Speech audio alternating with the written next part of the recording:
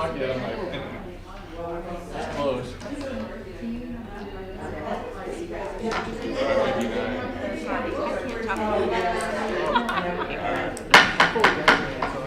We'll call to order the regularly scheduled board meeting for USD 464 for Monday, May 10th.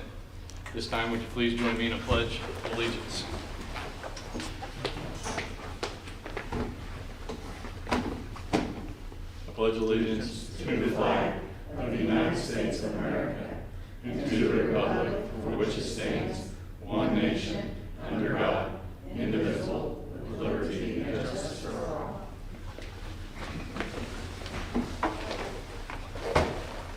All right.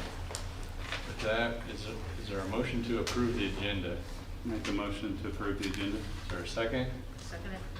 Moved by Chris, second by Karen. All in favor, please raise your right hand. All right, motion carried. Move on to the presentations. Lori, you at the top of the list.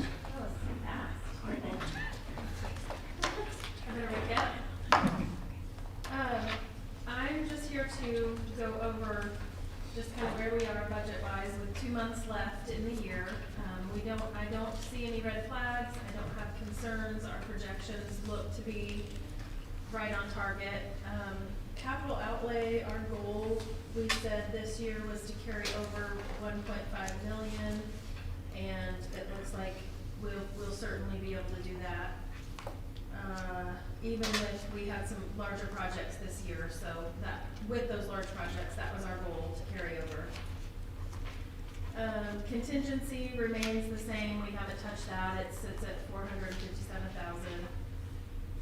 I thought I would quickly touch on the K-Jump and Symmetry gas billings. I believe that that's going to be an action item to approve us to join that legal action.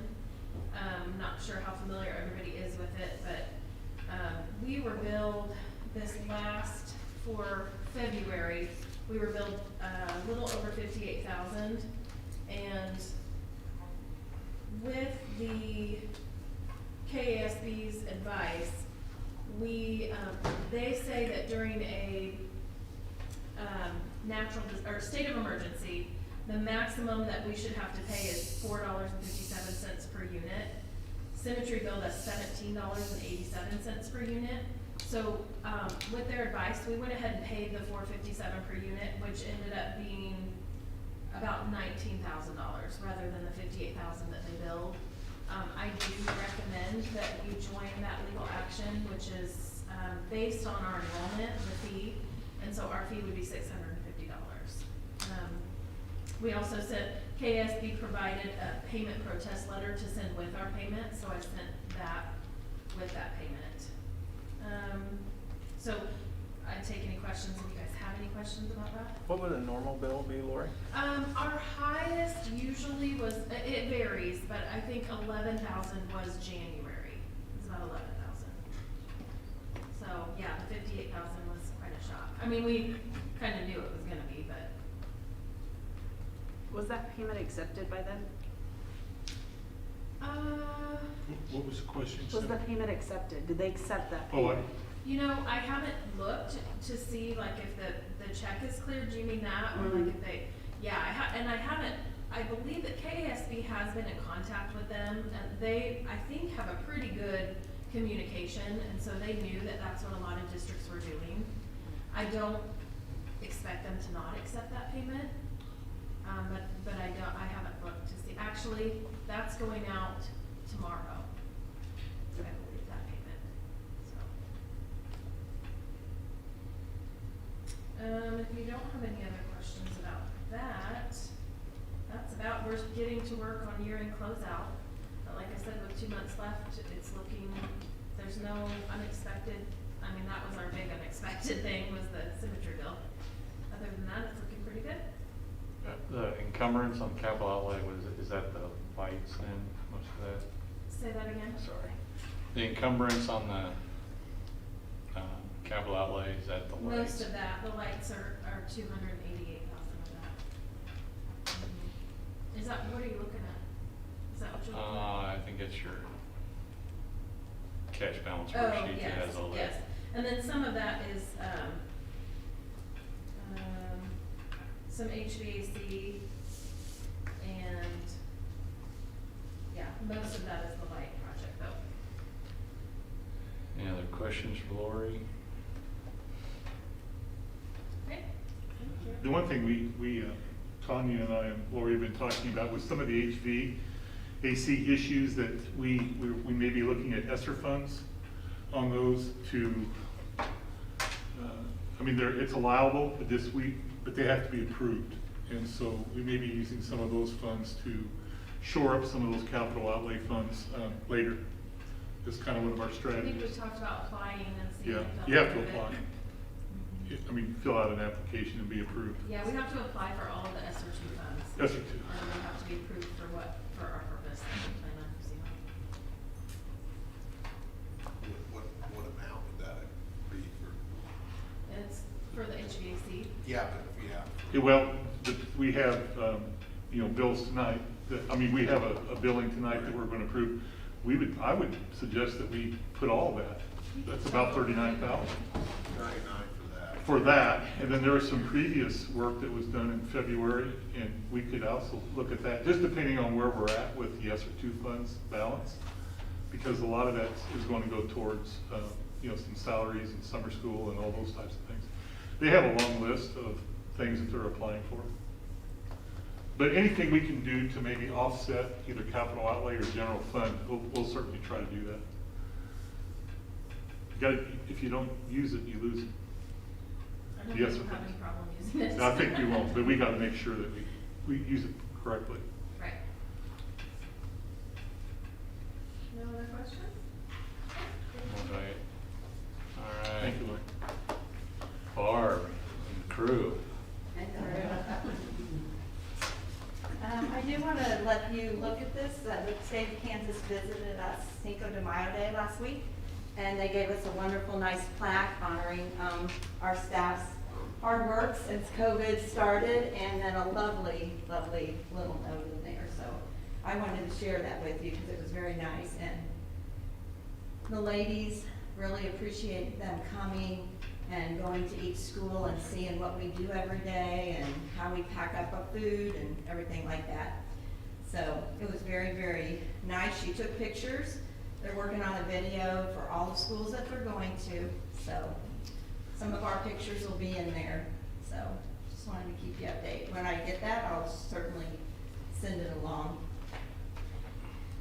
So basically, I just wanted to share with you and been asked to share with you like a year in review. And if you've received the insert that I sent today, it basically started back on March 17th when Governor Laura Kelly ordered school closed in Kansas, and then the rest of the year. And it kind of goes through the timeline where we opened up the summer food program. KCT or Kansas City Star came out to visit us, did a wonderful article, and then unfortunately a couple weeks later we were in the news again with a COVID case. But we bounced back from that and opened up at TMS, and of course it's all a learning experience. Everything has been a huge learning experience. So basically I just kind of went down and showed you some things that were major changes. And then in looking back, I cannot express enough for these ladies here that came to be thanked, because this has been a tough year. And we have continually changed from one thing to the next. Every day was different. They come in and they go, oh, we're doing this today. Yep, we have to do this because you're too close or whatever. So I put in here through all of the changes. These are just some of the positive traits our student nutrition staff display. And it goes out TONGIE for Tommy: tenacious, outstanding, nurturing, great, incredible, and exemplary. And so I would like to introduce them to you, the ones that have come. You see some of these pictures here, if you've got them. That was last Friday for Super Lunch Hero Day, and so they got cards. I don't know, they can share with you everything they received, but it was just really nice to have them recognized. And anyway, so if you ladies would like to come up. Okay, all right. I'm not gonna make them do anything. But, we have Marcy, the manager at THS, we have Debbie at THS, we have Heather at THS, Alicia, my assistant, and Judy at TES, Renee at THS, Tammy, the manager at TES, Amy, taking over THS West, Carrie Nyhart, the manager at TMS. And they have been outstanding in everything they do, because we are down 5 people this year, so it's pretty tough. And we're hoping next year will be better, but I don't know. It's usually Alicia and I in the kitchens every other day or every day, and it's kind of hard to do 2 jobs at the same time, but those ladies work hard, and I just want you to see them. I invited them because I want you to see all the things, and if you want to ask them questions, I don't know if that's appropriate, but you surely can do that. I do want to share with you. I do want to share with you a tidbit that you might be interested in. So meals that we served from March 2020 to July 2020 was 14,038 meals. And this year, from September 20th to April 21st, we have served 224,303 meals. So they're working. So hopefully, you know that. And we appreciate that. Thank you, Barb, and I appreciate you bringing your team with you, because I know everyone here is pretty thankful all that you do leading the department, but we know they do all the work, so thanks for coming tonight. And say on behalf of the whole board, we really appreciate everything you do for the kids and last summer and keeping things moving and feeding those kids. So I don't know if anybody else has anything to add on top of that. I think this is the quietest I've seen Renee in my life. We're ready for our new kitchen. I want to share my appreciation. Barb knows, how I feel about this. But through the pandemic, I think back to the spring and through the summer, how you guys were so flexible in making your adjustments almost weekly for a while there. And Barb was instrumental in that, but you guys were very, very strong and willing to put in the time and made a big impact with the community. And I mean that. Even the dogs got involved through the line. We had families bring their dog every day, and these ladies gave them dog treats. We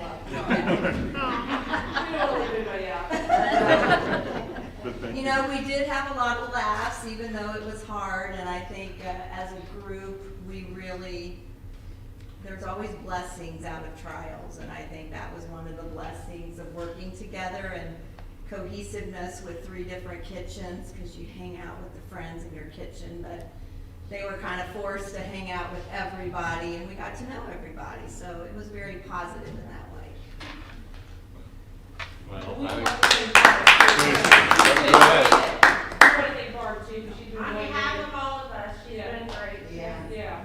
And she gets in there and she works with us, so does Alicia. Yeah. Very good. thank you. Here we go.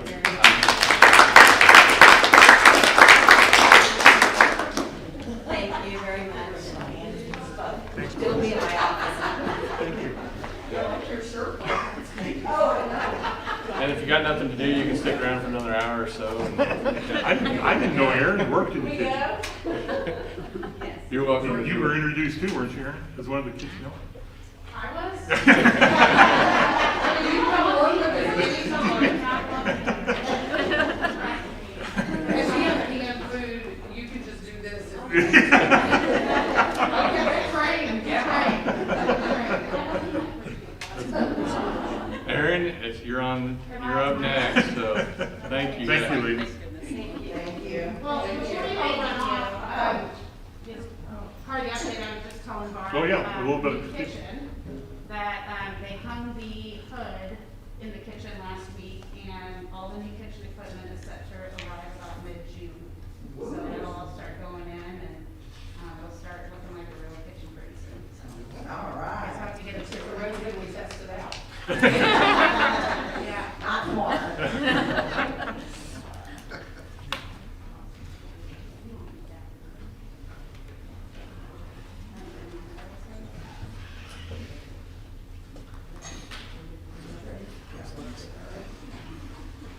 guys get down to real business. Thank you for coming. Thank you.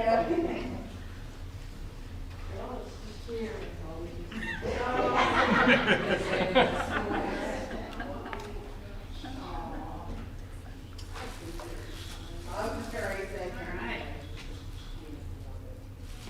Good evening. I realized when I pulled up my report earlier, I forgot to change the date, so, I will send out a revised one that actually has the May date in the upper right hand. The rest of the information is updated, so, start out with a little budget update. The, overall GMP is holding steady. You do see an increase from the current forecast. There is the adjustment to McCown's contract for the board approved changes, the project enhancements that was actually issued out of contingency into McCown's contract. So overall, contingency detail attached to the report is the list of all the approved change orders. Still in really good shape. District GMP contingency, just forecasting out a few forthcoming changes that we are tracking. Soft cost contingency is holding steady. Have not used the district project contingency of the 1.89 million yet.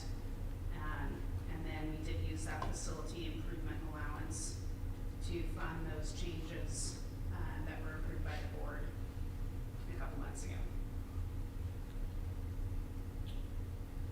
So looking at substantial completion dates,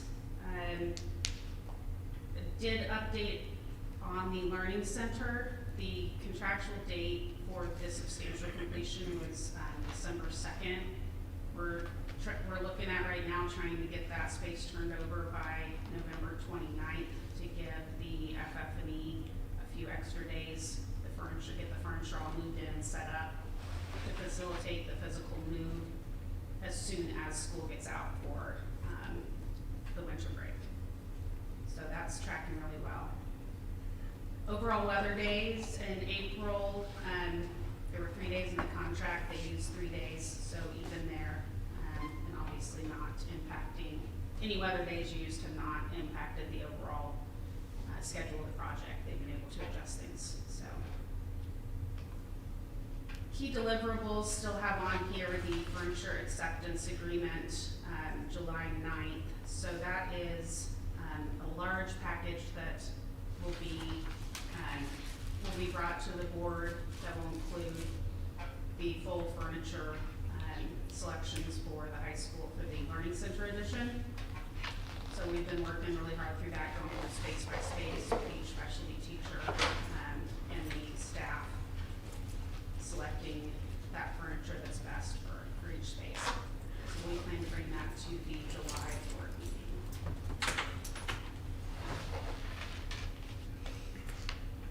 Other key milestone dates, permanent power got turned on at the end of last week, so that is allowing them to get some temporary conditioning into the area D, which is the cafeteria, and so they'll start hanging drywall and mudding and taping in there. And then the big thing that is coming up is the north parking lot and summer site work. So I'm sure some of you have heard about the upcoming changes to traffic flow and work there on site. There was some drawings in the packet I sent over in the board packet and we can go through that a little bit later. You guys can ask me other questions, but essentially it will start limiting access through that west entry starting on the 12th through the end of the school year. And then once students are completely out, that entry will be shut down until the start of the fall school semester. Learning Center building dry-in, so having roof, windows, everything dried in will be around the 1st of July. And we'll be looking to get started on state health inspections in the kitchen in September. start the final inspections for the old Learning Center addition, have on here November 5th. So that first part of November there. And then just further milestones out getting started on the East Campus demo in January and building out the fitness and wellness edition with footings and foundations in March. So still, county board is still doing a great job on their safety record. No accidents or injuries have been reported, so they're really doing an outstanding job keeping on top of that. Did the permanent power, because that was like last month, it was April 20th, did that impact any other timelines? No, that was really just Evergy. Honestly, they're probably ahead of where they even needed to be. Okay. They're ahead of schedule in the Area D. So, that was really kind of the kicker for getting started on drywall. But yeah, they were trying to get it in at the end of April, and then, Evergy just kept pushing them off on getting the transformer set.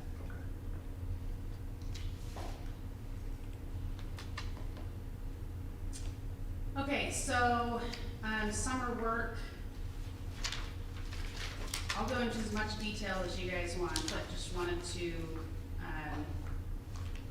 share the overall plans for what's going on this summer. We've had several meetings with the county and, Lauren and Mark Farrar and his staff, going through what works best for both end of school activities, the summer activities, getting the teachers kind of wound down for the year.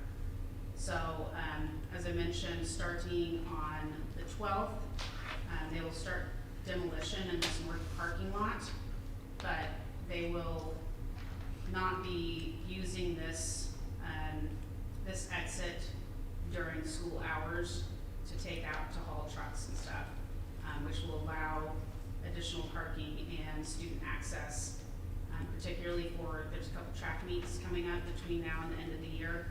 So, it will diminish the shared traffic lanes and prevent any, risk for, safety issues there. So they're actually not going to work at all on this area during those track meet days, just because you know there'll be a higher volume of traffic.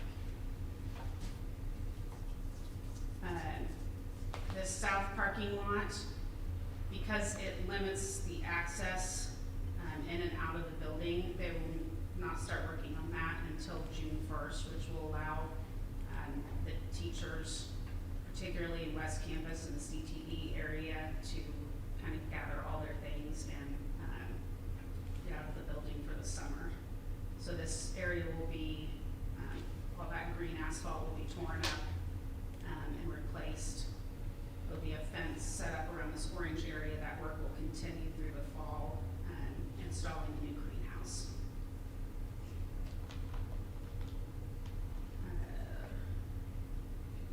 And with the parking work, there's enough spots for everybody.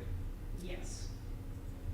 They might, Ben has going been all out the there way, counting individual cars every day. right. I think Mr. Farrar was also gonna contact the city, about if we need the city park. I don't know if we will. At this point, if we park all the way down, to the field house, we should be okay. Yeah, I think there was obviously concern about the track meet. Right, right. But from a normal day-to-day student t-shirt parking, We should- there's enough remaining for those 10 or 12 days between And then when the seniors, when the seniors leave early. we'll lose about more than a third of the vehicles. So this kind of gives you a little more detail. The red area is what they're taking early, and then these other areas will wait until after May 27th. So actually, when the students come back in the fall, all this area that's colored here will be new pavement and the new configuration of the parking lot.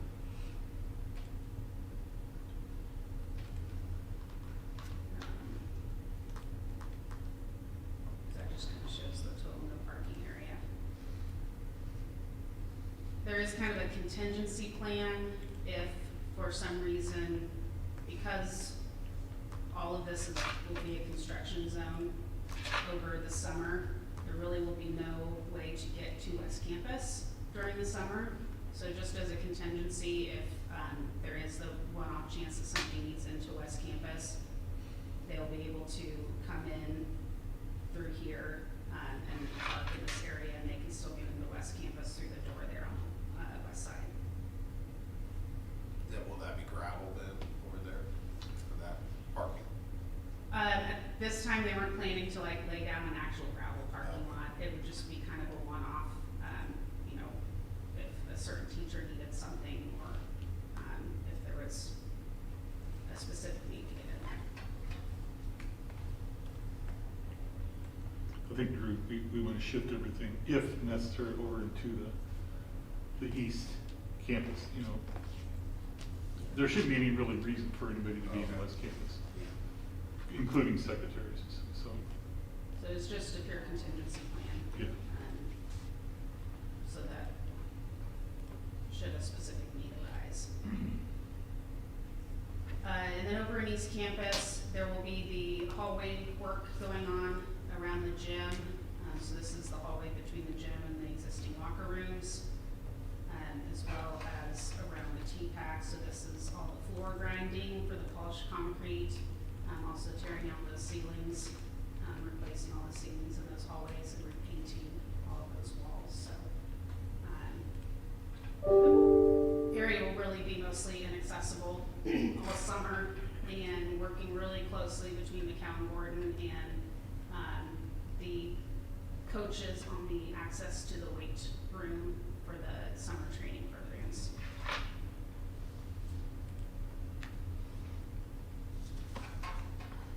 Any other questions on that?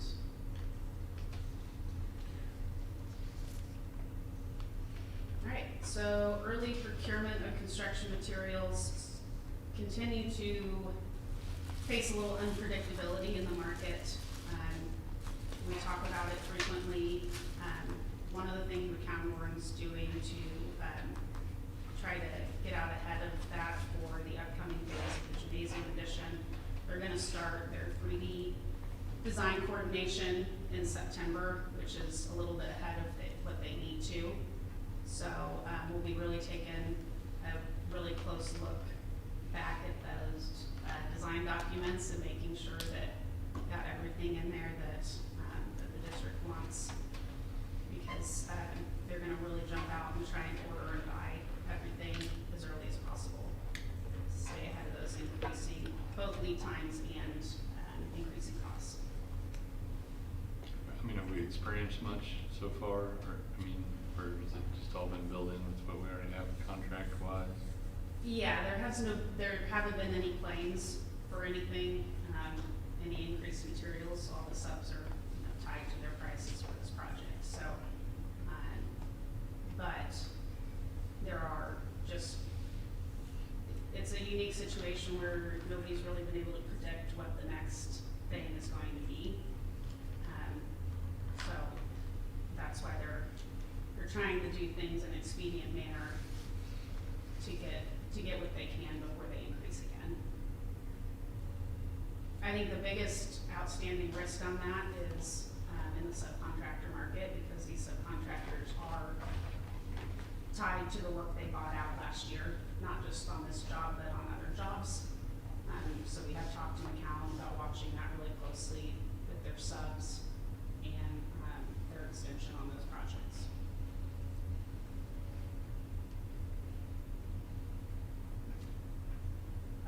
FF&E procurement continues to move along. The AV rough-in is being done for all the TVs, and we're going to start roughing in the teaching walls in the classrooms. Again, continuing on the furniture design, we'll be starting to look at finishes for the Learning Center furniture coming in June. And like I said, presenting final furniture design at the July board meeting. we are working on the selection of appliances and specialty classroom equipment and furnishings. So we're setting up a bi-weekly meeting to really dig in and start procuring those items. So, good news from Forrest this last month, the network cabling that was bid out for the school edition, did receive E-rate funding. So E-rate will be funding 70% of the total cost of that network cabling. So that's really great news for the project and for the budget, so. That's Did you some wish sort you of- had more in there? Federal funds. Yeah.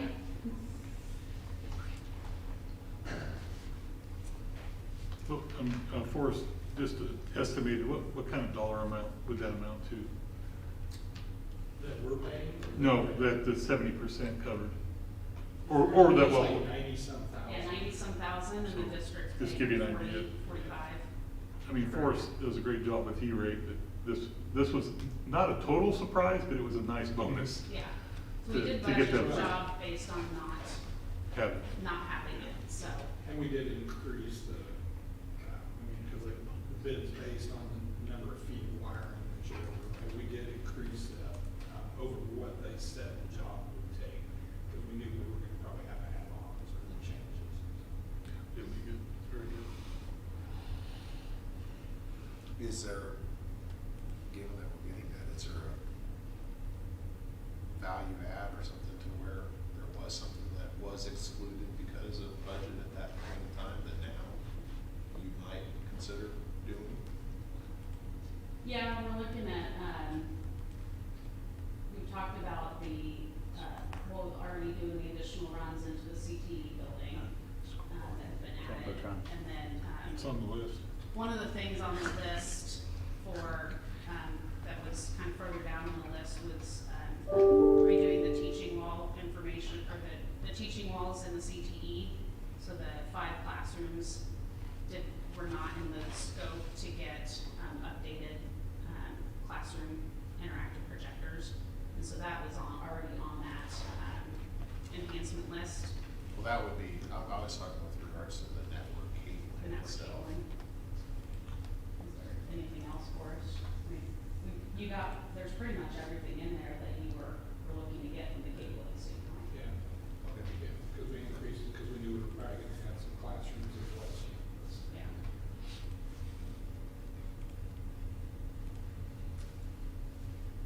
And then, just wanted to talk, and Lauren could add on to this, about the artist that has been engaged to work on the wall covering, design there's some custom wall covering that is in the media center. And, Lauren and Mark Farr specifically have been working with, local artists to incorporate some historic elements into that wall covering. And, their design services for that is $7,500. That should really bring a value and really something unique to that space. And I believe they were supposed to have a preliminary design to share here in the next couple of weeks. Little bit of a setback. Hmm? Little A bit of a setback. She's having a little bit of trouble with the original photos, which is a really big part of this whole project. When they blow them up to the size that they are, they become a little pixelized, you know what I mean? And so she's working with another digital artist to make it really clear. And so she had to kind of scrap some of her original plans, not her design by any stretch. It's just a little technical glitch, but she feels like she's Are they gonna coming work up through it. with concepts that then are? She's getting- got a concept that she's gonna share with us pretty quick. I've seen a pretty rough concept. You I want? just didn't know if there was options, like, hey, you're gonna have No. a couple different options. No, you get to not choose. really. It's just the history of Tonganoxie. I mean, yeah, it's almost like a collage of photos with a big red Tonganoxie arching for, almost 30 feet. But then it's surrounded by a lot of, just, sites of Tonganoxie and then just some history that goes way back. So I think it's gonna be a pretty pretty good finished product when it's all said and done. She's been working on it since, oh, late January, February, probably. Been several months that Yeah. she's been, Well, I don't, yeah, I think you started talking to her in. maybe December. Mhm. It was early, but she's been working on it. We meet weekly.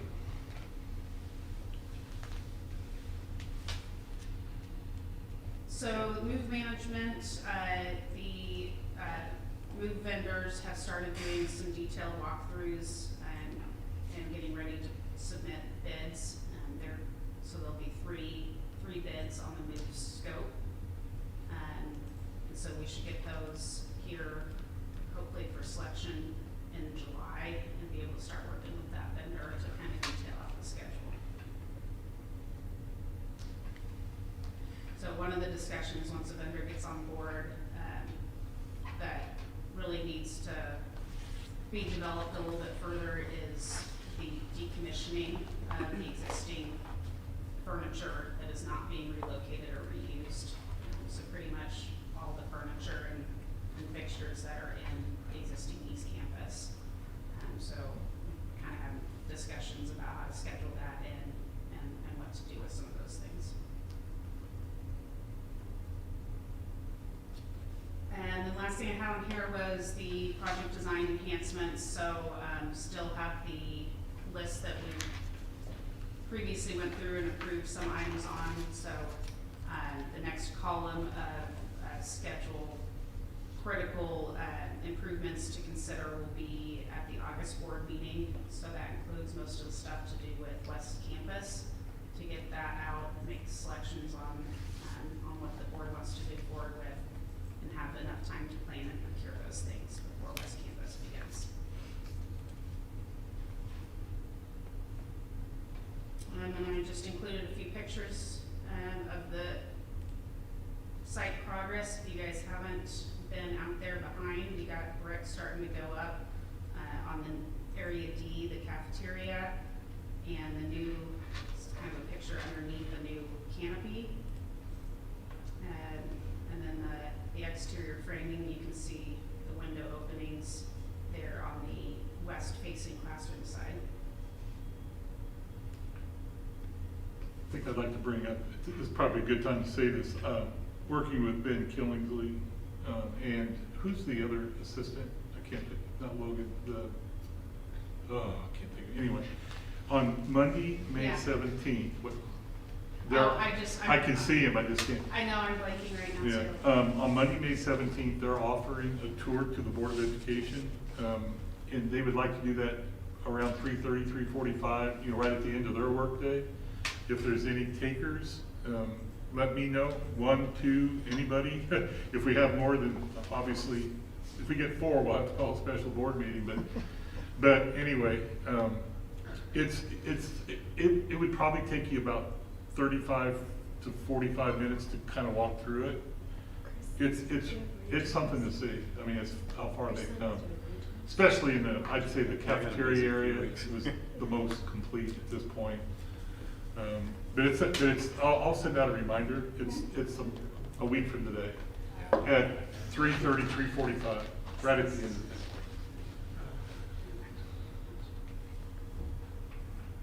And you would just park in the same park, come in off 2440, park in the same parking lot where we did the signing of the. We'll start there. Construction Yes, construction entrance. I'll send out an invite. Any other sorry. No, Any no. questions for Erin? Yeah, I mean, overall things are progressing really well, and it's gonna look like a home in place come August for sure. Pretty exciting. All right? Thank you, Aaron. Thank you. With that, we'll move into item 2, the consent agenda. Is there a motion to? I have a question about the consent agenda. if I Okay. could. On the warrant list, there's about $11,000 repair from P1. Yes. How's that tie into the other HVAC stuff? It closes out the work that they did prior to them, when we told them that we had to stop putting money into it. That was the last bit of work that they did prior to us changing direction, Justin. It was completed work, I will tell you that. It didn't tie into anything that train or even, the next section. All right, with that, I entertain a motion to approve the consent agenda. I make a motion to approve the consent agenda. Is there a second? A second. I move, Chris seconded. All in favor, please raise your right hand. All right, motion carried. Public forum, doesn't look like no. All right, on item 4, reports. Okay, see, if you want to pull mine up, it might help a little bit. It's because I have all that information about the HVAC. We've had at least 3 meetings with Train since we had our last board, maybe 4. That included at times HTK, and then of course, several representatives from Train, but Mitch Loomis, Bill Adams, and I have been meeting with them on and off. We actually had another meeting today, this afternoon at 1 o'clock. So where we are is, it's been about 2 weeks ago, I think, where we made the phone call to HTK, maybe 3 weeks ago. But anyway, we made the phone call to HTK and they set up the meetings with Train. Train brought in all their representatives where they quickly started bringing in a technician who began working on the elementary with the diagnosis of what he felt was wrong with the VRFs. And you can see a summary there on my report of, that is a summary of Stacy's diagnosis of what was going on with each of the systems, and there's a multitude of things going on here. After about 2 days, Stacy was able to get heat going, but it was, hate to say, but it was hard to keep it managed. We had some rooms that were extremely hot, and the other rooms were manageable, but I think we even had some rooms in the low 80s, and so we had by box fans actually to move air. So it was hard to regulate what was going on, but we did have heat. Now, air is a different situation, and actually with the cool weather gives us a little bit of reprieve here. But visiting with Train, they feel that with the repairs that they're going to be doing in the next few days, this week and next week, and that includes a number of compressors, inverter boards, and sensor kits, and all the things that are going to go on, and that totals up to around that $39,001. They can return air, they can get heat at full capacity, and they really feel that they're going to be able to salvage all the VFR units for a number of years. And we're not we're not talking just 2 years. We're talking 8 or more. And we're talking life expectancy of what they should be. And that's probably the best news I've had in a little while. But even when they complete this work, there'll be a 1-year guarantee for sure on the work that they've done here. I think that's important. They're not just going. What we were running into in the past is we were doing repairs, and then 4 days later it'd blow up on us, and that went on 2 or 3 times. So we think with the work that's been going on for the last almost 100 hours of technician work has gone in on the roof, and we're not being charged for those hours. They understand where we're at with this, and I even put in my report 7 to 8 years. They're even talking today that it can be better than that. If it's done now, and if it's managed and correctly, that we do a good job of managing the systems and to get full life expectancy out of them. And I think that's kind of where we're at with them. I would highly recommend that they've got the parts, they're just waiting for approval to get this thing all started, and I think we can move forward in a positive direction. Unless you guys have any questions about it, it's where we're at. it was a good move to try to go down this direction. I mean, Lauren and I visited about this late last week, and I kind of slowed them all down, I guess, since it's that above the $20,000 limit, and we have a board meeting coming up, so that's why none of the work's been done yet. But anyway, I wasn't at last meeting, but I think this seems like a reasonable. The people that build it and install it have diagnosed it and feel this is what's needed. So anyway, This does put a hold on remember all that discussion we had a month ago about going through that. I talked to Bill Adams, we talked about Bill doing all this engineer study, and we really don't need to do that at this point. Now, Bill has been involved in all of these discussions, and so he understands where we're at, and we're gonna watch this closely. Get these units up and running, and like I said, just manage them as best we can as we move forward. So, with that being said, on our warrant list, we've got HVAC preventative maintenance agreement with P1. And yep, So do we continue that maintenance agreement with them, or are we gonna? we're having a discussion on whether or not we will continue that. How long's it been since that's been out for bid? It's before me. Then I think it needs to go back out for bid. Regardless of whether we Yeah, stay with no, P1 or not, yeah, I think it needs to go back out for bid. We're gonna go over that, but it's not, we're not just continuing that path. Does that make sense? I mean, the whole timeline just confuses me with we've been dealing with that, because, I wasn't at last meeting, so I watched, the discussion from that on YouTube. And, at the time, there was, at April, there had been months and months of P1 diagnosing, and as Bill stated, there was it was really random on what they were doing. And so he couldn't see a pattern in what was getting addressed. So that leads me into two different paths. One is we have them under contract for what I understand to be preventative maintenance and regular on-call maintenance, right? So was the maintenance being done that they were responsible for in accordance with the manufacturer's recommendation? Was there something there? I think they've done a great job on the RTs, the regular RT units at the middle school, at the high school. There was a struggle with the VRS.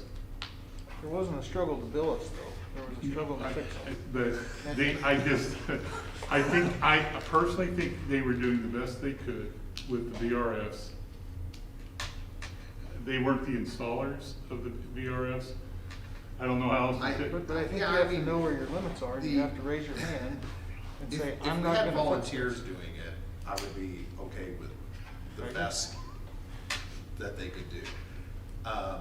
But and to be honest with you, I don't wanna throw them under the bus, because I don't know the details of what they were under contract for, if we had responsibility for some portion of that, if, or what their scope was.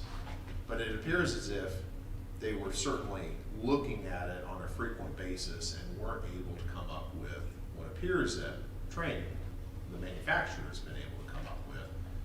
And, the repairs don't appear, it appears compressors and some stuff like,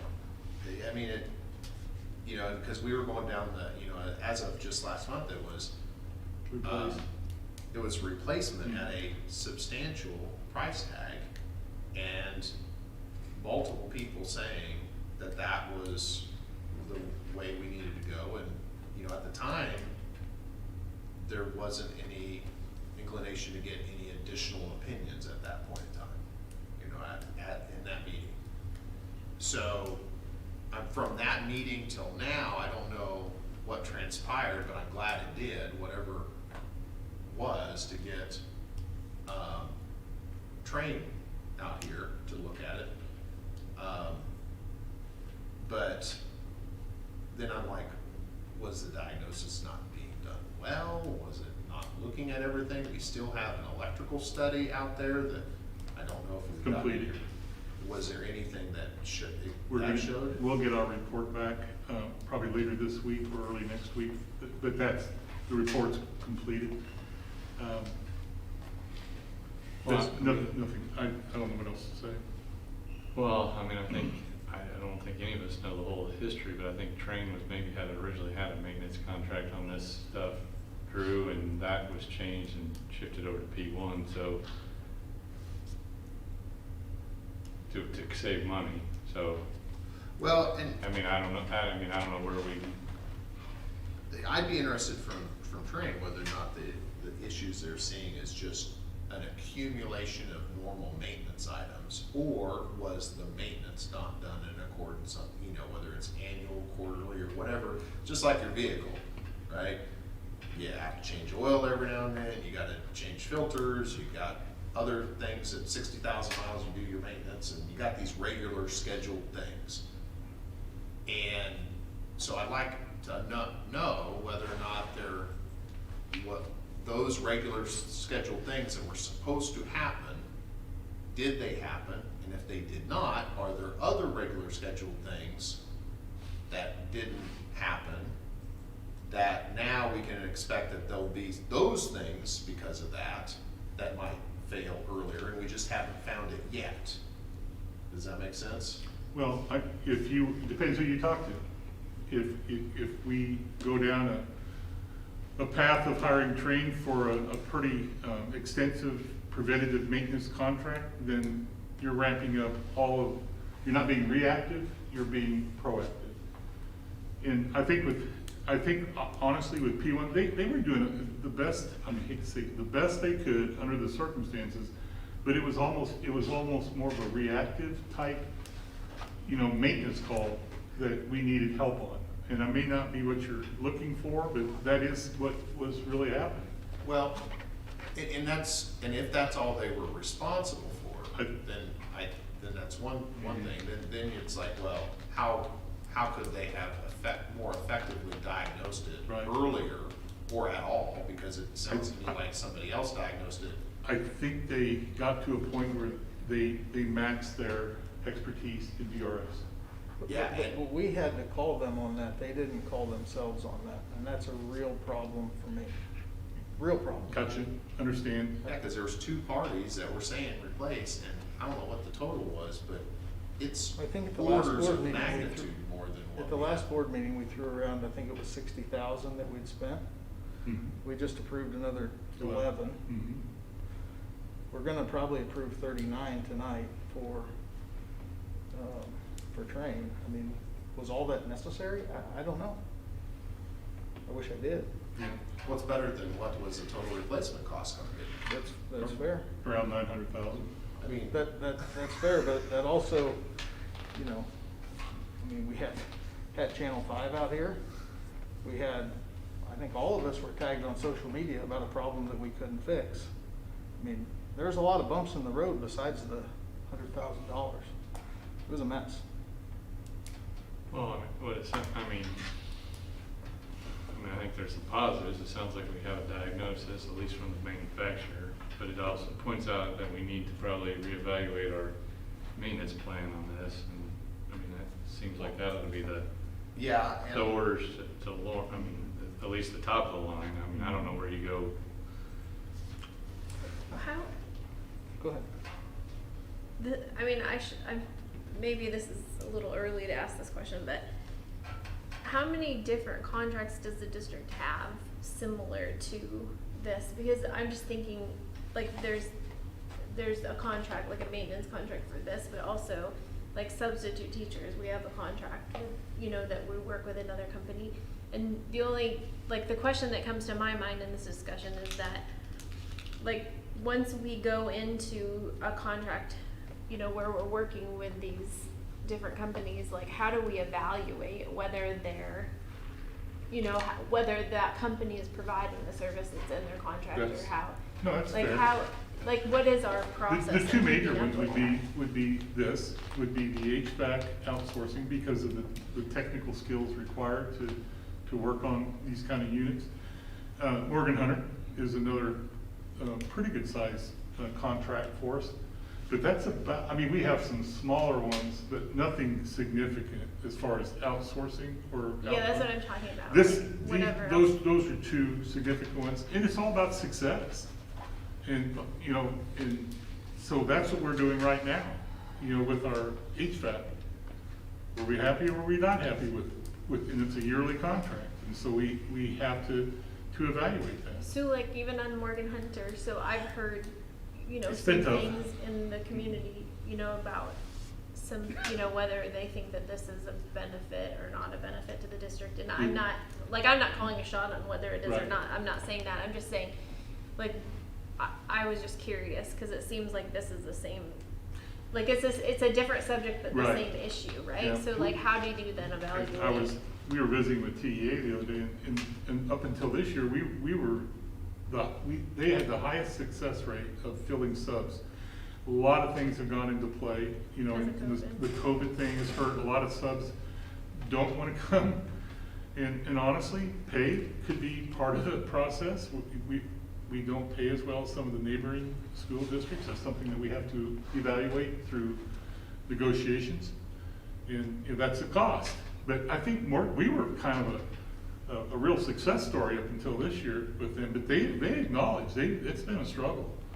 And I think there's other things contributing to that, but. I mean, my interest in understanding this is primarily around how do we prevent having this in the future? Yeah. Right? It's, what do, you know, as we evaluate and assess and look back, it's, I think, falls in several different groups. Qualifications, a clarity on understanding who's responsible for what, and maybe some other things that we need to work into a process so that we can avoid, or we're in a better position to avoid a similar situation in the future. Right. It's called vendor risk management. Yeah, and Drew, we're working on all those things that you just mentioned. We think that we can accomplish through a vendor, but it's gonna, I mean, it's at a cost to have those services. well, And so maybe, I don't know, or it's just having them available. I mean, because a lot of this, if a phone call had been made, I don't know how long ago, and said, hey, we're having something that is we're having trouble with, could you come out and take a look at it for a second opinion? You know, done months ago, that would have initiated us on our current path then versus now.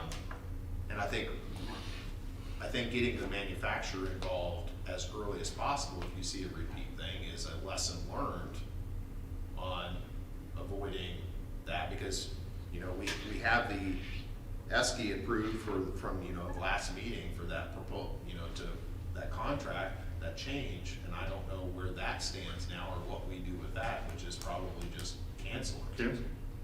Well, I mean- we probably owe Bill something for his time. Yeah, But, and- I mean, and- I think we Right, gotta right, pause some that, we portion gotta of pause that, that but that was process. 18-month deal, which Right. there's a small piece of it.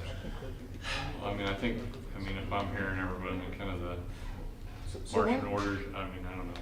Go ahead. When is the P1 contract up? July 1. So, one opinion, but I think it needs to go out to bid, absolutely. And secondly, I think we need to have an honest conversation with P1 about fees charged for this issue prior to renewing, if we were to pick them. I can do that. Well, the fees also, yeah, so the fees, I mean, I would think if they're trying to fix a problem and they didn't fix it and we had to bring somebody else in to actually fix the problem, then they should be able to adjust their fees based on their performance, right? Like They can't charge for something that they didn't ever fix, right? Well, they could, they can give some credit or something like that. That's what I'm saying, like, I mean, some, They like, have that option. like, they can have some ownership in the fact that, or show, what's the word? Like, It's not shared ownership, it's a, if they fixed it, great, if they did the wrong things trying to fix it. Right, if they were in a position where they didn't know, and they were throwing parts at it, which, I mean, if we've had a vehicle, we've taken it in, nobody can figure it out, we've all had that happen to us, where they replace one thing, then replace another, and there's a cost to that, but if they're replacing it because they didn't follow the proper procedures outlined by the manufacturer on how to diagnose it, then I think that there's a discussion to be had there. And for clarification, the situation with Train previously, and was that maintenance agreement, or was that when we're was a still ma- paying for It was a units? It was a maintenance agreement. I thought it was, we replaced a bunch of units and we still paid. No, that Oh, was, that's separate. that was That's an that energy. Two separate energy thing that they were, before P1, Train was the maintenance. But that was totally separate. That was on the east campus. But that was an energy savings agreement. Yeah, well, you know, if it's up in July 1, then we're fast approaching. Well, we have a meeting coming up here pretty quick that I wanna, with Train, it's a follow-up meeting that, we need to visit about. Well, and I wanna make sure we're asking for the right thing, cause No, again, I I- don't wanna, you know, I don't wanna make any decisions or jump to conclusions too early, cause, I mean, P1 is a established company with an overall good reputation. I think there is a possibility that what we are asking them to do, or in some cases, maybe, there's a possibility, maybe we didn't have the appropriate scope of services, or that we should have had, or access to the right people or something. But to Justin's point, I wish they would have spoke up and said, hey, we're not confident about this, or this is outside of our expertise area, we don't have resources available that can diagnose this. If that was the case, I wish they would have said something. But I wanna make sure that when we say, hey, we're gonna go out for bid, I wanna know what are we asking for, and how does it align with what the manufacturers are recommending? How long has P1 been on board? You would know better. Like- Because the Lance. time frame that I've been on the board, I don't remember. It was when Lynn Rance was superintendent. So it's just been an automatic renewal? Because we've not approved anything, right? No, Since I've been on the board. It's been pretty much signed over by the building and ground supervisor, according, yeah. Yeah. We're gonna take a hard look at it. Kind of Kai's point, we should probably have those large contracts come to the board every year for renewals. And I don't know that it makes the situation better with the HVAC. Whether it's X, Y, or Z company, you might be sitting in the same situation, but obviously, there's enough concern that we do Mhm. take a look at. No, there's a lot of, I'll keep you posted on what we're doing. I mean, we've got a lot of things in the works, I want you to know that. Just feel like we're headed in the right direction, but I do understand where you're coming from on some of the other issues or concerns. Okay, the temporary transportation parking for buses and vans is not going away. I've talked to Jill about trying to disperse, as best I can, some of our extra buses and vans, and until we get that parking lot done behind the CTE building, I just don't know how much more room there is south of the new parking lot, because it'll have a little bit of a, the grade, I'm not real sure about back there, how fast that'll drop off, because if you've ever been back there, it tends to drop off toward the ditch. And so it'd be good to get some of the spare buses back there, some of the vans I think we can disperse. We may have to keep some of the buses up here on the parking lot, which is not ideal. So we're working on it, but right now we don't, they'll all be up here this summer, but we need to try to come up with a better plan. We have a meeting next week with Amber Beverland and DLR Group. They did their walkthrough last week. They're putting all their information together, but they'll be meeting back with us again next week to continue that process.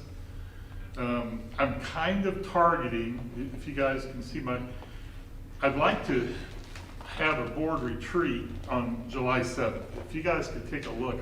We put out the Survey Monkey, and that wasn't overly successful on trying to figure out where everybody was. But what we like to do is maybe target that Wednesday, July 7th at DLR, where they could then make a presentation, like a high-level master plan presentation at that point.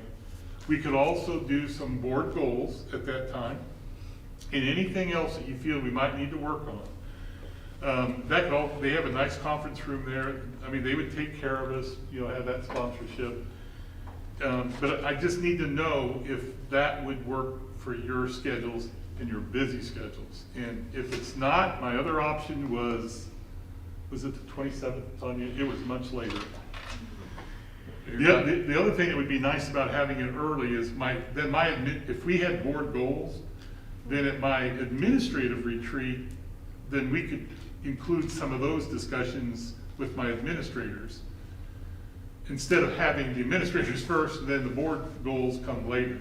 That would help us as we move towards school. You're talking about an all day event. We would start with lunch at DLR like around 11:30, but it would be into most of the afternoon, and then we could end the evening with either a nice dinner or an activity. It doesn't matter to DLR or McCown Gordon.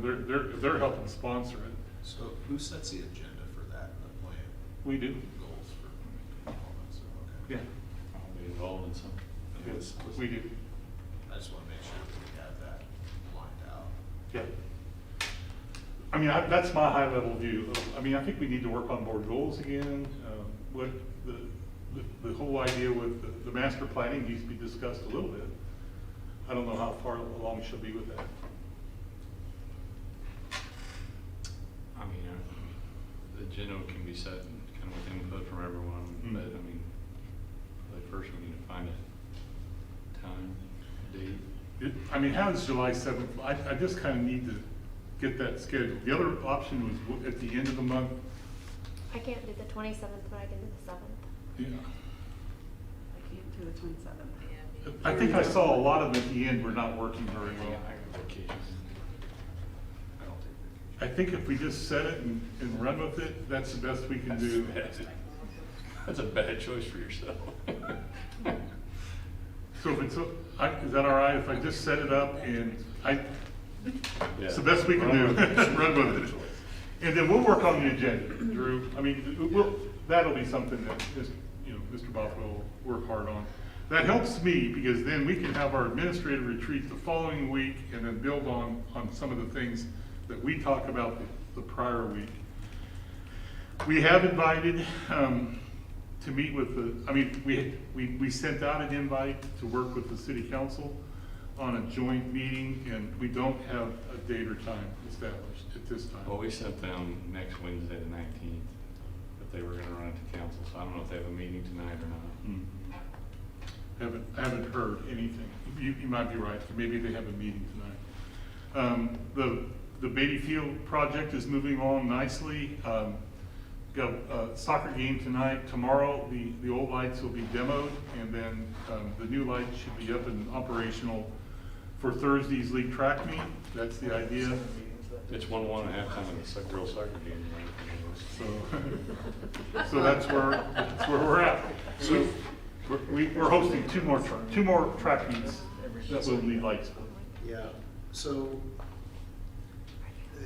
one last thing on this HVAC thing is, I had a list of 10 things here, and I think we talked about almost all of them, but what bugs me is, or what's bothering me is, we haven't talked about timeline or targets or action items. I know that there's a lot of hard work being done and folks are doing that, but I'd like to send Lauren these questions here and get some response back on, okay, we are targeting doing this or dealing with this by this date, or we're going to be incorporating, you know, like, when are we gonna get the results from the electrical study?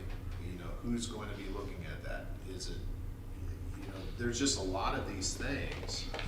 It's just, that was such a big dollar item that it's, like, I wanna communicate to people, hey, we're taking a look at it. Here's the timeline that we're looking at things, you know, because I don't expect anybody to have the answers today, but I'd like to have an idea when we think we're going to have those, and especially if we're looking at rebidding that out, because that proposal that'd probably go out regular meeting in June, and then there'd be 2 to 3 weeks to get proposals back, evaluated, and then the approval wouldn't happen until after July 1st, right? We'd be outside of that contract, but we wouldn't have, we're also not have school. Right, I mean, there's a timeline there that I think has to be ironed out to figure out, do we have enough time to do that? There's a lot of steps in there. I mean, I think if you got some questions, send them to Lauren and we can work through this, what's going on with HVAC or that contract. Yeah, I have no doubt that people are working, but I'm afraid that if we don't just start tagging these and starting to put some times on it, then it's gonna drag out, or something that's not gonna get addressed. So I'll send that to you, Lauren. Good. The only other thing I have is, and I didn't have it on here, but graduation, of course, is May 23rd, 7:30 p.m. I'll send out a reminder for, just need to know who is all planning on attending. Not that we, you know, in the past, we always needed to know chairs and space. That's not as big an issue this time around, but we would like to know so that we can give you all directions on, you know, where to meet us and where we start. Because I'm not even real sure if it's going to be exactly like it was last year, because they're not letting us walk across the field. So I'm not real sure if we're going to stay on the outside, you know, closer to the wall is what I think they're probably going to do. But it's not going to be out and straight across midfield. What happens if the weather's bad, Lauren? Do they reschedule? I mean, obviously, You know, like last I year, it was don't think beautiful, I've but- even asked that question. I mean, that thing's got, it's not fully covered, it's not a dome. But I've been there in a pretty bad rainstorm, and if you're under the awning, I think you're that- good. I think that's what, I don't know exactly for sure, but I think that is the case. It's about 2/3. And the only reason I'm asking is, isn't Wyandotte County still 25%, so they still have to space you out in there? You know, Wyandottes, I didn't- they still, they're spacing. Because that's why they're they only socially got so many distanced. tickets, right? Yeah, there's still a social distance. It's more relaxed than it was last year. Except if you're the pro team playing on the Wednesday after graduation. You know, I haven't been involved too much. Well, I was just wondering. Yeah, but Are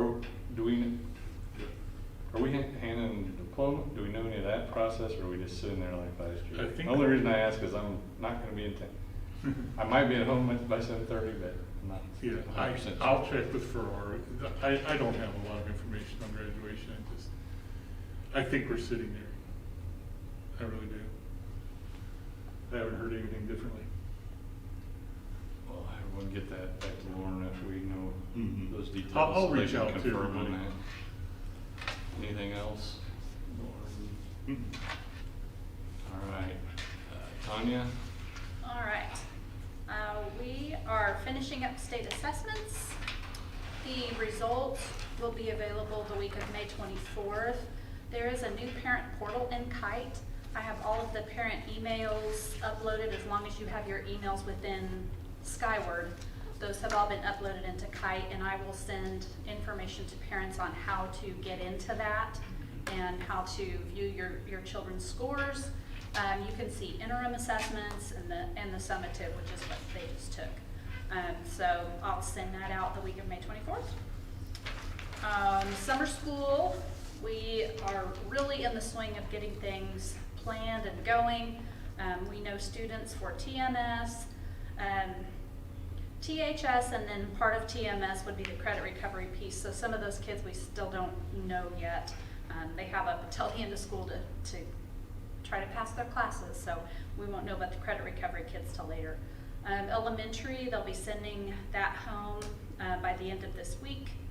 We're working on transportation, and summer meals will be provided, and all the info is there, and it'll be going out to parents soon. I also included in your packet the attachment under my report past this is the emergency operations plan.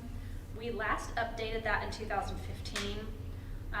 Back when the KSDE had a Safe and Secure Schools grant, in order to apply for that, we had to use their template of a crisis plan or emergency operations plan. So at that point, we didn't have our new plan written. I just took the template, plugged Tonganoxie in, and off we went. So now I have met with several of the area partners. I totally revamped the draft, took the national EOP template that's used by a lot of the schools in our area, and Chuck Magaha of the Leavenworth County Emergency Management is actually one of the people who trained on that. And so I actually worked with him on the template and updated that to put all our information in, sent out the draft to our area partner agencies. So Tongi PD has looked at it, Tongi Fire Department, Sheriff's Department, Health Department, and Emergency Management. Some of them have given me feedback, so I've incorporated the feedback into the draft that you have there.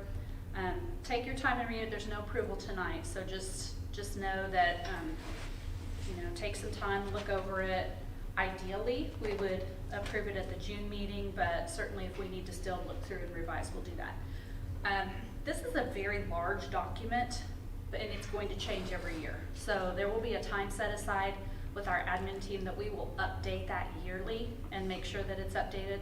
I visited with Chuck Magaha about that with the emergency management and how we can update that regularly every year. So he was on board with that. So I'd just like to have you guys look over that and then send me any feedback that you have on that. Are there any questions on that so far? Yeah, so I noticed when you click on it, it would pull up USD 437. I don't know, I was looking at that too. That is not, I don't know why So I it think was. it's Auburn, Washington area? No, I don't know why it was named that. It's not named that in my file. I don't know how it. Yeah, it's pulling up from somewhere. Yeah, it's so weird. No, but that is our file. It's actually our file. I'm sure they have a good one. Well, no, I don't even know if they use this template. I don't know. Several drafts went out, and as they came back to me, Chief Lawson renamed the file something and then said Lawson. Yeah, and something in so I don't know what happened with that, but that is actually our draft. I don't know why the name is like that. So if you have any comments or questions or changes you'd like to see on that, just let me know. Also, Lauren's mentioned the SR2 funding. Lori Wilson and I are working on the application. In order to use those funds, you have to apply first, and then they'll approve. So some folks have turned in an application already. We've gotten all our ducks in a row to where we're gonna put everything together and apply at once, so we're not having multiple applications go to the state. So we're working on that. We should have that done here pretty soon, within the next week or so. And is there like a maximum, we could receive a maximum of X and we apply to how we would spend it? Or? we have $600 and some thousand available to us. And so how we use that is up to us. There's, 12 to 14 different categories that your expenses can fall under. And so we've got, Lauren and Lori and I met, we have a big list of things that we're going to apply for, and you have to give justification under those 12 to 14 areas. So Lori is working on the money piece of it, and I'm working on the narrative piece of it. So I've written grants in the past, so I kind of know how to schmooze a little and write things. So I'll take our plan and then write it to where we'll be applying for that and make it fit under those categories. So hopefully we have an answer to those soon. We have a lot of things on that list. Anything else for Tanya? I have a question. You talked a few months ago about moving to Fast Bridge. Has that been decided, and how? We elected to put that on hold. MAP actually came out with the piece that we were missing, which was that dyslexia screener. And so we are piloting that this next year. We're going to take a look at that and see if it meets our needs. And you probably know, they've sent out that dyslexia screener, and it's free for a year for you to try in this pilot form. And so we'll try that, and then we'll reevaluate and find out, is it meeting our needs, is it what we need, or do we need to move in the other direction? So we're sticking with math. The other piece you talked about was like the panorama piece too. So Yes. is that, are we sticking with panorama then? Yes. And where's that data go? Like, cause like a lot of times you get data from the students, from the teachers, and from parents. How is that all evaluated? This has been a challenging year with Panorama from my perspective because we were just starting to use it. Last year, when COVID hit, we were getting ready to give a spring survey. But COVID hit, you know, everything just kind of ground to a halt. So this fall, when we came back, we elected to give a fall survey just to see how it went. But then it was at that point where we were home on remote for, you know, between Thanksgiving and Christmas. And so we didn't have a lot of kids who took it before, so we were trying to get them to take it over that, you know, period between Thanksgiving and Christmas. Didn't get a lot of feedback then, so we had to, I mean, it was just like a really long, drawn out thing to, between like opening and closing, it was almost like 90 days we had that survey open, which is not good. So we did not elect to give a spring survey. And why wouldn't we give a spring one? Like what's the? Well, we had just closed the fall survey, and then we went into state assessment and MAP, so we didn't feel like it was good. We were still analyzing the data, and we had a training last month for our social emotional learning committee on how do we look at this data, what do we do with it, how do we utilize the playbook. And so our next meeting is actually tomorrow, and we're actually digging back into that, and we're going to talk further about, okay, now that we've had that training, what do we do for next year to make it more applicable and useful for our staff and our parents? So it's been a long process. Where does it go? Because I think that was where Stephanie was asking, was where does that information go? Do the administrators get it and they look at it? Does the teacher get it and they look at what the kids, like how, where is all that information? The teachers, and we give it K through 12, so the teachers have access to see their students, and then they can access the playbook and utilize the data in their classrooms. The administrators can see their building and district-wide. So we've just started to scratch the surface of that. I guess in a COVID year, it concerns me that we don't have data on kids, because you're looking at things like anxiety, and Yes. there's a lot of categories there that is concerning to me that we don't have data on. Yes, we have data on it. I mean, we've been looking at it. So what are we doing, I guess, then with that data? If we have it, then what are we doing with it? Yes, well, we just had the training on how to analyze that data and then use the playbook. So some of the teachers are piloting using the playbook to see how it affects with their students. But we're also piloting some social emotional curriculum, that second step online, which is pretty new here in the elementary and the middle school. And then there's another that we're going to look at piloting if they're not totally satisfied with second step. So we're still kind of putting all that together. We did notice that overall our students struggle with grit. I was gonna say grit is usually right there at the very top, Grit, so yes. that's gonna be a Yes. very common one. And everyone, they weren't surprised, you know. One thing that did come out on the positive end was that our students feel like they're connected and they feel good about fitting in their school community. So it's easy to talk to their teachers, get feedback, they feel comfortable with that relationship, that teacher-student relationship. So that was really good to see. But yeah, we're still working through that and how to take that training that we got from Panorama with our social emotional committee, and then how to turn that into how do we train the rest of our teachers. Are on you using utilizing the parent piece? Because I don't think I've ever received it. that. No, not yet. And that's part of the piece where we need to dig in further. In our meeting tomorrow, we'll talk about what further training and what our next steps will be. I mean, what's your recommendation for timing for implementing that? Well, typically you give a fall and a spring assessment in a normal year, or you could do a fall, winter, spring. I think we'll stick with a fall, spring. I actually had a call last week with Panorama to talk about, we have a couple of new representatives, I guess, that work with us. And so we've kind of put together a plan for next year, given the fall and spring. There's another option of training that's more of like a school-based, so they could drill down into just focusing on that school and that teachers, and they can do that for each of our buildings and help the Well, I mean, staff. like for the parent, I mean, what is that, like next fall, that the parent would be Yes. implemented? So that Yes, you can see- and we can give the data now, it's just that we were still learning about how do we even read this data and what does it mean to us, and then what do we have at our disposal to use with the kids, not only in the classrooms or our small groups, but individual students. What's the plan for, reporting that up? I mean, because that'd be interesting, I think, to see, is there a trend in performance or feedback from, parents or students with, that impacts policy or leadership and those kinds of things? Because that'd be something that I'd be interested in being able to see, or if there's a report or, some of that we could get access to. Is there a plan for that, or what's the?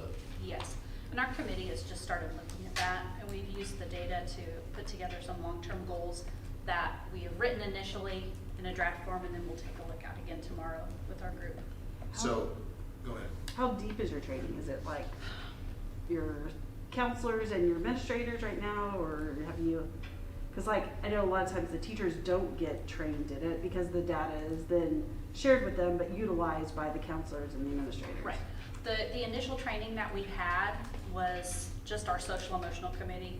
We had some trainings that were kind of pre-recorded that we could watch and look at, but it wasn't in person, it was via Zoom training that we had just with our social emotional committee. But that has representatives from every building. It has administrators, counselors, social workers, teachers from every level.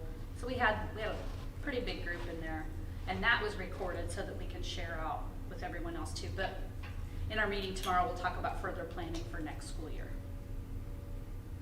Stephanie, do you use this system? Yeah. And But how do the you- teachers weren't trained. Oh, but how do you use it in Baser that you? So based on your social emotional feedback, you might say they identify certain kids that might have anxiety. So then you would know, maybe working with that child, some tactics, you could teach them different skills that they might need to control their anxiety, or you can recognize it in them that before you see them have a meltdown, you already know this is an anxious kid anyway, and so I can utilize that information. That's why you do the spring one, you do the fall one, and then in the spring, you're hoping that data is changing as you've worked with them and taught them skills, that then their anxiety level, for example, would be different in the spring. So when did Baser start using it? Several years ago.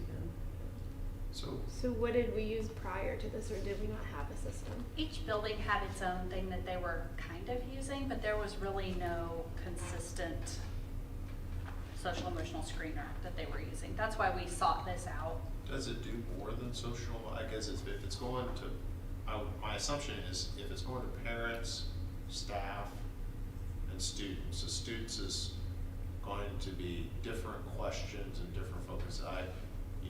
If it's going to parents. Even the staff one is like, it can find out if a staff member is anxious about things, Okay. like it does, it kind of Staff goes surveys, across. parent surveys. Does it also do like a 360 review to where you go, hey, about the, administrators and how people are feeling like, that relationship is going, and the parents, how Yeah. they feel like the school is communicating to them, and There's a wealth of surveys, and you can build your own in there Okay. too and pick from different domains. so there's there- different templates then you can Yes. choose, or? I guess my little bit of a concern is I hate to see us wait for everyone to get trained and then start utilizing it, where maybe we Okay. can kind of be pushing it out and starting it and then training as we go along, Yes. getting those essential people and then. Yes, and utilizing that's kind of the plan, but we're working with counselors and social workers to maybe have them be a lead trainer in their building and push that out too. But we just wanted to start with the initial, okay, what does this even look like? What does the data look like?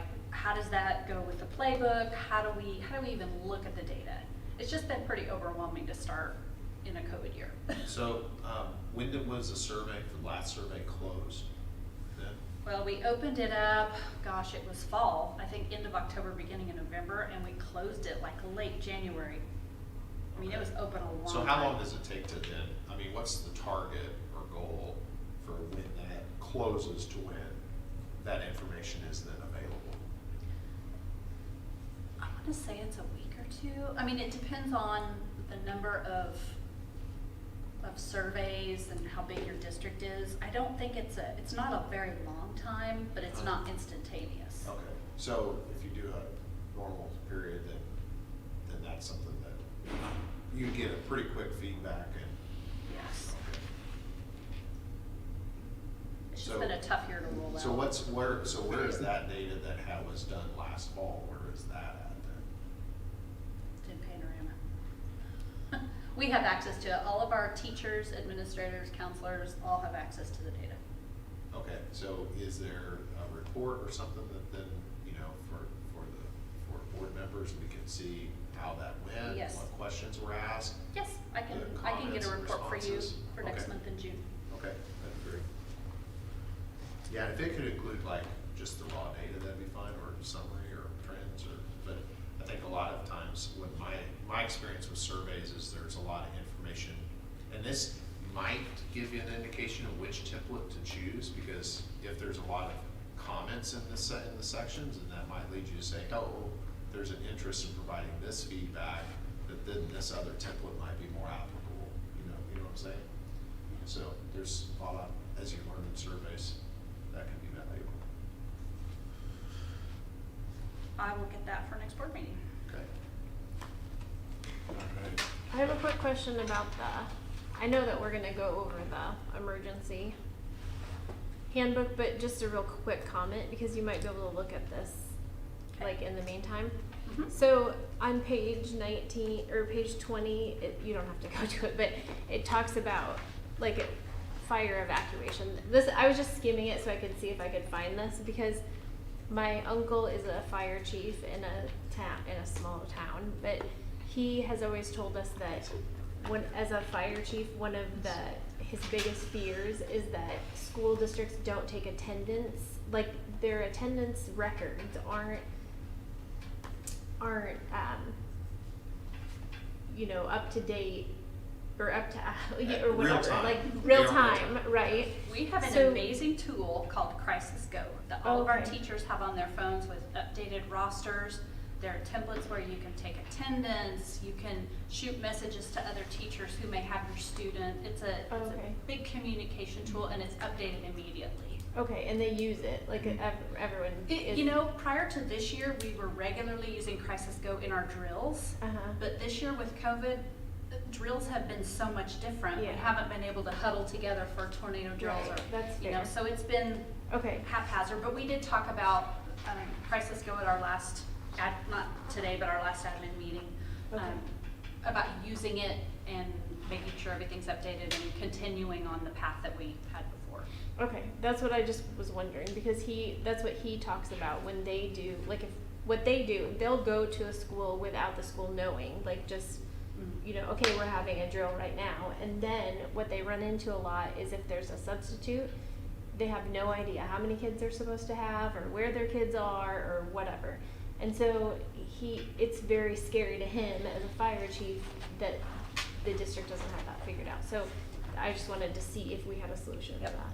Yep. So if the teachers have that on their phone, then if you're a substitute, then what do you It's use? on computer and phone, so there's two platforms. I don't know about subs, how we have that in our sub plans, or I don't know enough about that. I don't know, Forrest, do you know, or we can. Well, I mean, we check, like, middle school and high school, we check out laptops, but we pretty fast. So we do it there's a generic login that subs use on the laptops, we do it in software installed on the laptop, so we do all. But would they, like, with the subs coming in, from a different service, then they don't necessarily have training on that, right? So Yeah. they wouldn't. I'll have to find out what subs have, if it's paper only or if it's also the Crisis Go piece. That's a good question. Oh, related to the maps, sticking with the maps, how does that, because I remember we talked about that quite a bit, with regards to changing platforms in an earlier meeting, on the, Fast Bridge. yeah, to the Fast Bridge. So there was a path that we were going down with Fast Bridge. Now that we're planning to stay with MAP, how does that impact the long-term plan for consolidating everybody? Does that affect the timeline? Because we're consolidating between the schools, the buildings, and being able to build that database to understand, is each individual child on track for where we would expect them to be? You know, because we talked about that, and Stephanie, you might have to help me on some of Well, the there details of that. are pieces that MAP is now offering that we're adding for next school year, like the dyslexia screener. And they've also built high school screeners too. So we've added that piece, and we'll train our staff and have them ready. So it's our obligation from KSDE to screen every student every year. Well, So we use dyslexia. maps now, and we were looking at that Fast Bridge, which was gonna Yeah, the mess decision us at up. that That was time gonna mess we were us up going because we down don't have that the path. same consistent data. So if we're staying with the same system for this other screener, I would Yes. assume that we'll be fine. it'll be a better thing So for us it- to use so the it same accelerates data. it. Right, or we can get to where we are wanting to get with Fast Bridge faster now because we're staying with maps, is that? Well, we'll have the data. Either way, if we would have gone with Fast Bridge or MAP, we'll have the data because we're adding My the assumption pieces. was that because it's a different platform, it doesn't necessarily. I don't think you have the historical data. You would have the data that you get from the start of Fast Bridge, but you wouldn't have any historical data, right? Sure, but we would have had the data from MAP, which we could have used to look at students and their progress. But since we're staying with MAP, that's not Okay. an issue. So we will have historical. Anything else? If not, we'll move to action items. 5.1 is approval of the KSB professional service agreement for joint utility management. I believe that we talked about earlier during. Do you need the amount, Discussion. Audra? Do you have the amount? It's in here, it's $900. Was how much? 900 is what it says in here. Ooh, I didn't think it was that much. 600. I thought it was right around 6. That's not what it said. Lori doesn't have the attachment. I thought it was, It's on here. yeah, 6, I think it was 650. It says 650 plus 250 for the membership coalition amount, 900 total. Oh, okay, all right. I didn't know about the coalition. Oh, because it's, So, Isn't that how you read it? yeah, yeah. okay, I didn't, okay. Yeah. Is there any other discussion, questions on that? If not, I'd entertain a motion for action item 5.1. I make a motion to approve action item 5.1, approval of the KSB professional service agreement. Second. All right, it's been moved and seconded. All in favor, raise your right hand. Unanimous, motion carried.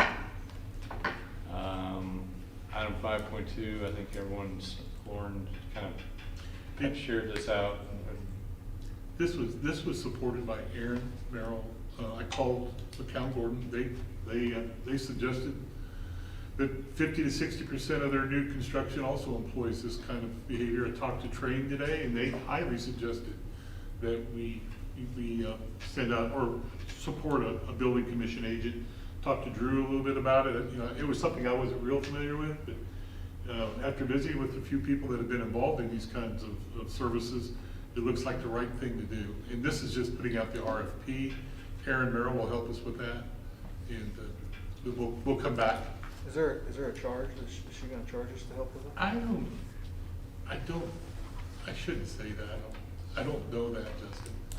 Now, to put it, to help create the RFP, Well, I know that when we were doing the RFP for the HVAC, she was charging us for it, so I didn't know if she was charging us for this or not.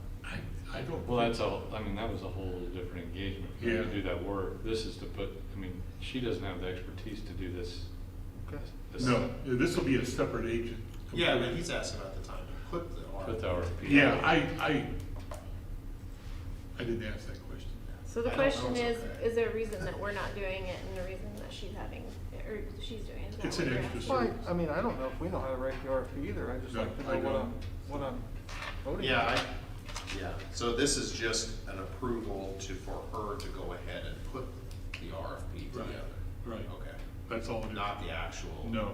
RFP itself?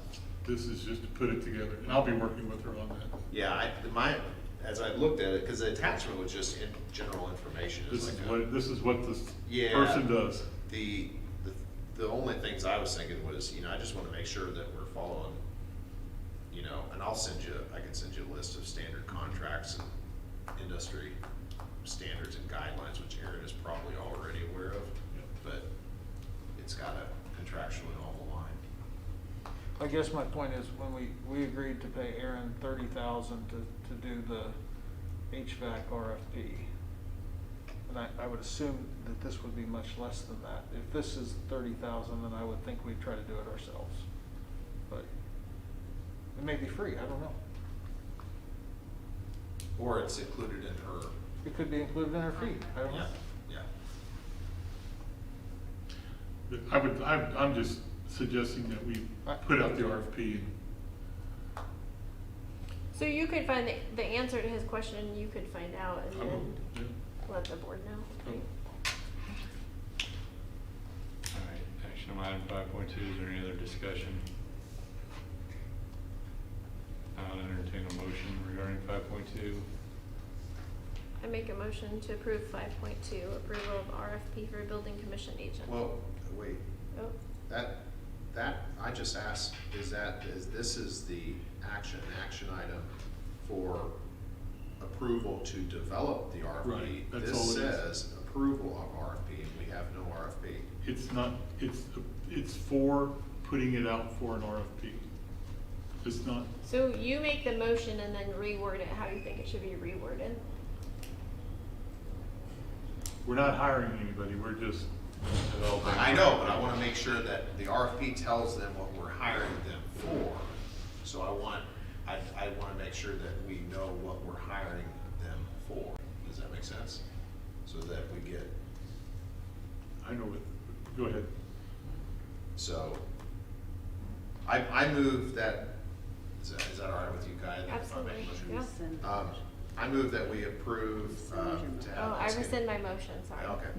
Go ahead. I move that we approve to have Eskin Associates, develop an RFP for a building commissioning agent. Is there a second? I second. All in favor, raise your right hand. Motion carried.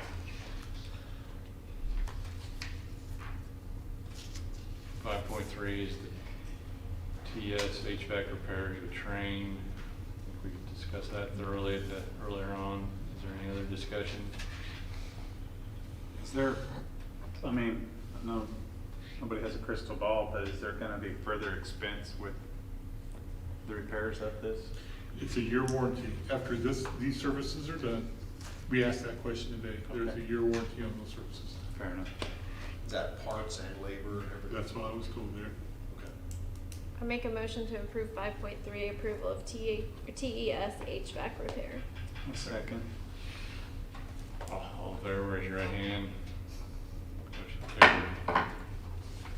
Item 5.4, I know there's been a lot of discussion and, I have But- a question. well, Yeah, we are. I guess I was thought we were maybe gonna talk about it in the report, but my recommendation is we table this at this point in time, but, if there's any other questions, we can talk about it here. What I wouldn't throw out there is, I think we all understand that there's value in a district coordinator. Tanya and I know that firsthand. My concern, I have a concern. Number one is just the timing of it. If we were to put out, to put this out and try to hire somebody, there's a considerable cost in place here. And right now, I'm just budgetarily, I don't have it in general fund. With negotiations coming up and everything that's happening with a reduction in possible, our head count, what our budget's gonna look like. I did talk to Tanya about the possibility of maybe taking, this position out of ESSER funds, but that hasn't been, we don't know if that'll be approved. Tanya can make a great case to use ESSER funds, but I think what I'm saying is, I don't know if we have to be in a big hurry to push this through. What I would like for you to do, I put out a job description. So, do you, like, I do have questions. I Yes. can just send them to you? Yes, Okay. absolutely. That's what I really want to do is, I mean, we all see the value of this, and this is a direction that I hope we go down soon. But look at the job description. These are things that Tanya and I put together. We tried to put a lot of detail in, but not knowing the business like maybe Stephanie does, I don't know what else all needs to be in there. Yeah. And Yeah, so I that's think probably- that's really fair. Well, I mean, we've had some of this on like our goals of 2 or 3 years ago. I was hoping maybe staff, we gotta develop our own goals, but at the meeting, but maybe it's something we can expand on during that discussion or retreat. I mean, I wasn't here last time, but I know this got kind of added on here and anyway. I think it might even be the consideration, you know, is a communication coordinator as an ongoing FTE the right thing? Or would we rather focus on periodic communication, education type events to, you know, because I don't think any of us want to go hire a scribe to go send out emails on the building administration's behalf. But if they had, you know, periodic, you know, communication, professional development days, then maybe that would accomplish the same thing. So I think there's a lot of options to put on the table. Okay.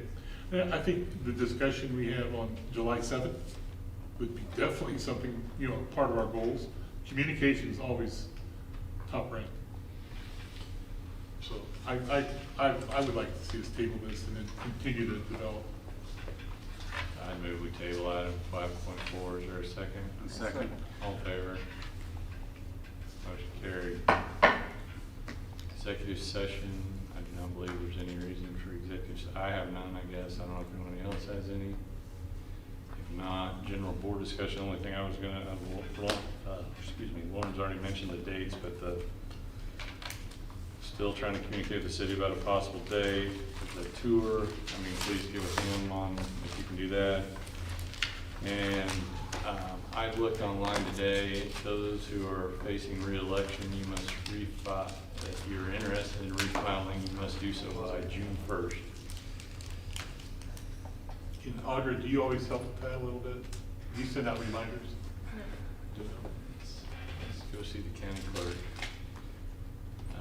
With that, Hey, last update I got is 4-1 girls soccer's winning, so. Oh, yay. Anyway, sorry. One of the things I was asked about was the fundraising, and it was just kind of brought up with the fun run of the elementary school.